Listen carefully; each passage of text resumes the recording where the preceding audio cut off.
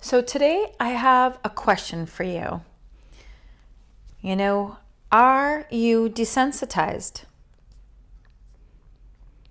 In our society, we've allowed many hurtful and harmful behaviors to become minimized. We've been normalizing painful interactions as a way of coping to handle the discomfort. But the cost of continuing this is pretty heavy. We end up giving up our integrity and our emotional health. So how does this happen? Well, first we're introduced to something. And we're usually introduced to something fairly small and it feels slightly off. And as we observe the people around us, we notice that they don't seem upset by it. So we go, oh, this should be no big deal. Even if we have felt slightly uncomfortable with it, we suppress it and we put it down because we go, oh, this is not how we should be thinking. We should be thinking like everybody else is. It should be no big deal. So in other words, things that were somewhat small and questionable behaviors, they become okay. And little by little, they just get worse over time. And then once we become normalized and these behaviors have gotten a little bit worse, moving a little bit more into the dark side, pretty soon we don't realize that the behavior isn't actually emotionally healthy behavior. Because we've shut down around it, we don't actually get a sense in our bodies anymore that it's wrong because we've been trained not to stay connected to our bodies in that time, in that experience. So in order to deal with that, what I want us to do is I want us today to focus on realizing that as we become desensitized to the bad behaviors, we can do something about it.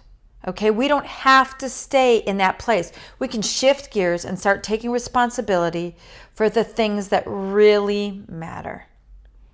So today, I want you to question your own behavior. Think about it. Is your behavior good?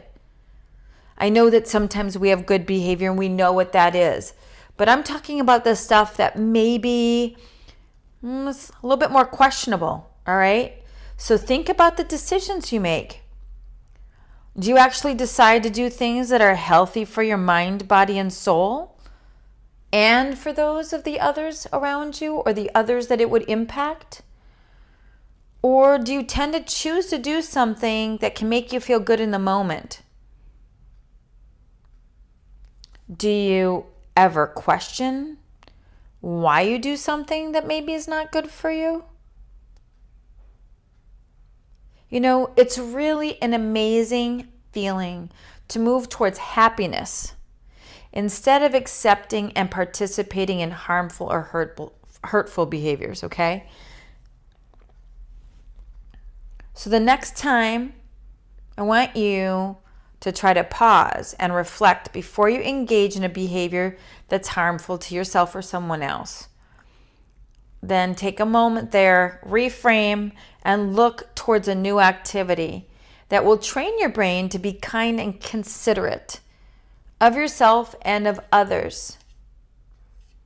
It's really worth it to change those neural pathways and create more positive behavior patterns in your life. Your life is worth it, and all of the people around you are worth you being the best person you can be.